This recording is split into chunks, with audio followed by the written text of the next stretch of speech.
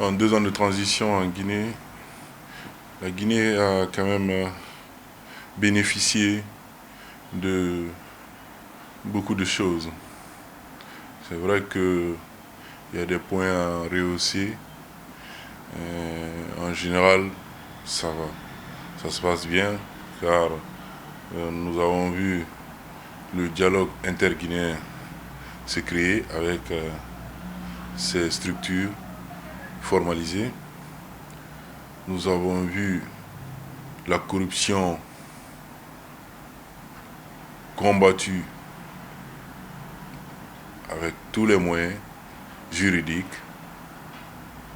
Nous avons vu la fonction publique, le fichier de la fonction publique assaini, et on continue à voir l'engagement de chacun des membres du gouvernement à réussir cette transition et à ne pas confisquer le pouvoir, comme l'a dit le colonel Mamadi Doumbouya. Donc en général, nous pensons que cette transition se passe bien et qu'ils ont réussi en matière infrastructurelle et l'autosuffisance alimentaire aussi. Ils sont en train de beaucoup se battre à ce niveau pour que la vie chère soit moins visible dans notre pays. Ce bilan est totalement négatif parce que tout simplement, l'objectif d'une transition, c'est le retour rapide à l'ordre constitutionnel. Une transition, c'est de transiter du stade, disons, antidémocratique vers un stade démocratique, et cela se matérialise par des élections. Comment organiser une élection? Il faut avoir un fichier électoral, il faut avoir une constitution, il faut avoir un organe de gestion des élections. Mais à ce stade, force est de constater que rien de tout ça n'a été une priorité pour le CNRD. Donc on peut à juste titre dire qu'effectivement, cette transition a été vraiment un échec. Je pense que c'est une erreur de croire que la transition a cette possibilité de faire le choix de ses actions. Non. Une transition, c'est pour le retour rapide à l'ordre constitutionnel. Cela se matérialise par des élections inclusives, transparentes et crédibles. Et pour cela, il faut un fichier électoral, encore une fois. Il faut un code électoral, il faut une constitution. C'est ce qui manque au lieu de cette transition. Maintenant, cette transition, c'est lancée dans des projets pour lui permettre de rester, disons, ad vitam aeternam au pouvoir. C'est le cas des infrastructures routières, ainsi de suite. Mais encore que l'on peut se poser des questions sur ces cas-là, sur la question des routes, des voiries, ainsi de suite. C'est de savoir comment les marchés sont octroyés. C'est de savoir quelle est la durée, quelle est la qualité des infrastructures qu'on nous offre. Parce qu'on connaît en Guinée, on a cette coutume-là de nous donner des routes qui, suite juste une saison de pluie, suffisent pour que réellement on perde ces routes. Donc est-ce que ces routes que nous félicitons ou que certains se félicitent, est-ce que ce sont des routes de qualité? Voilà. Combien a été investi? Est-ce que le caractère efficience, est-ce que le caractère efficace de l'évaluation des politiques publiques sont au rendez-vous? Voilà autant de questions qui, moi, en tant que citoyen, en tant qu'homme politique, qui vraiment attirent mon attention. Ce n'est pas de voir seulement des infrastructures sorties de terre, mais c'est surtout de savoir est-ce que les fonds qui ont été alloués ont été d'abord passés dans le respect de l'art, c'est-à-dire est-ce que les marchés ont été octroyés de façon légale, et encore est-ce que les fonds alloués ont été suffisamment utilisés par rapport à la qualité du produit qui nous est présenté. Voilà les questions auxquelles que nous posons.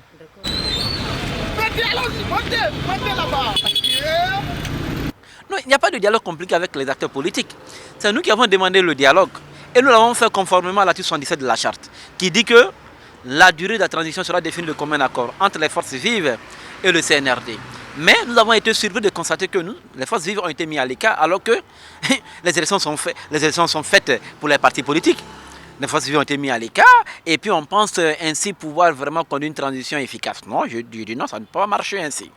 Et nous avons toujours demandé le dialogue, mais on nous a proposé un simulacre de dialogue, dont même les acteurs qui ont participé à ce dialogue aujourd'hui décrivent ce dialogue. Ils ne sont pas d'accord parce qu'ils estiment que les conclusions qui sont sorties de leur pourparlers n'ont pas été mises en exergue. Donc voilà autant de choses qui nous, par expérience, nous avons dit attention. Étant donné que le CNRD nous a montré vraiment que il est difficile pour nous en définitive de croire, de porter confiance aux juntes militaires, nous avons demandé à ce qu'il y ait un dialogue sous la présidence de la CEDEAO, qui est une organisation sous-régionale, neutre, et qui serait même à même de nous accompagner dans la qualification de notre processus de transition. Voilà ce que nous avons demandé. Et nous sommes jusqu'à après, nous sommes à ce stade de 2 ans après. C'est regrettable.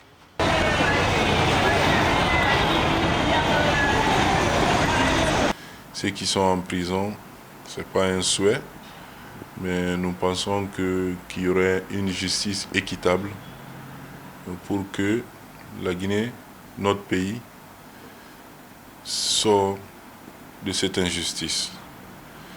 Il est important qu'il n'y ait pas d'ingérence dans la justice pour qu'ils puissent faire leur travail librement. Donc, alhamdoulilah, on peut dire que ça fait partie des acquis du CNRD, de laisser la justice faire son travail. On espère que ceux qui ne sont pas coupables seront libérés tout simplement. Et ceux qui ont fait quelque chose prendront la peine qu'il faut, mais que par fini, que ce soit la Guinée qui gagne. Non, par rapport à la CRIEF, il faut d'abord dire qu'à la création de la CRIEF, nous en tant que politique, l'UFR, le président Sidya Touré, l'a félicité. Parce que nous sommes pour qu'il faut moraliser la gestion de la chose publique. Nous sommes pour cela. Mais dans la marche de cette CRIEF, on s'est rendu compte, in fine, que ce n'est pas pour normaliser la gestion de la chose publique. C'est devenu désormais un instrument au service d'une certaine poursuite, d'une chasse aux sorcières. C'est ce qui est regrettable. Et c'est ce qui maintenant a lancé tout le discrédit aujourd'hui sur la CRIEF.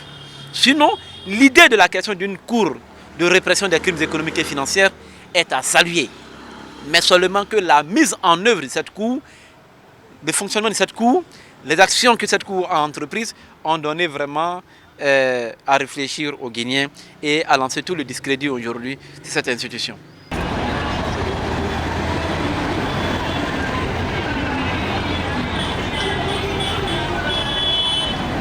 Nous l'avons dit, nous avons fait des mémorandums au début de cette transition pour informer de la façon dont nous souhaiterions que cette transition marche. Mais malheureusement, nous n'avons pas été suivis. Avec la CEDEAO, le CNRD a conclu un accord de 24 mois. Mais à ce stade, la question qu'il faut se poser est de savoir, est-ce que la période qui nous reste peut nous permettre d'évacuer tous les 10 étapes qu'ils ont de façon unilatérale élaborées? Est-ce que les mois qui restent peuvent nous permettre d'évacuer ces 10 points? J'ai dit non. Voilà pourquoi il est important qu'il y ait un cas de dialogue. Pour que nos partis politiques qui ont cette expérience, disons, de transition, puissent apporter leur contribution à l'effet de qualifier cette transition. C'est pourquoi il est important qu'il y ait un recadrage de la transition en Guinée. Et c'est pour cela que nous invitons le CNRD à s'auto-évaluer, à prendre en compte sa déclaration, le colonel Mamadi Doumbouya, le 5 septembre 2021, pour apprécier effectivement si ce qu'il a dit, est-ce que c'est ce qu'il est en train de mettre en œuvre. Je pense qu'il constatera de lui-même que ce n'est pas le cas et ainsi il pourrait recadrer cette transition pour le bonheur des Guinéens et pour lui-même, son avenir.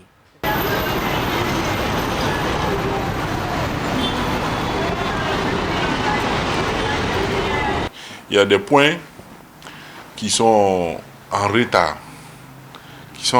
Tels que quand vous prenez le PNRAVEC, nous avons quelques difficultés de lisibilité avec le MATD, de certains points que eux ils sont censés vraiment de nos jours nous dire sans serait-ce les délais et où nous en sommes exactement.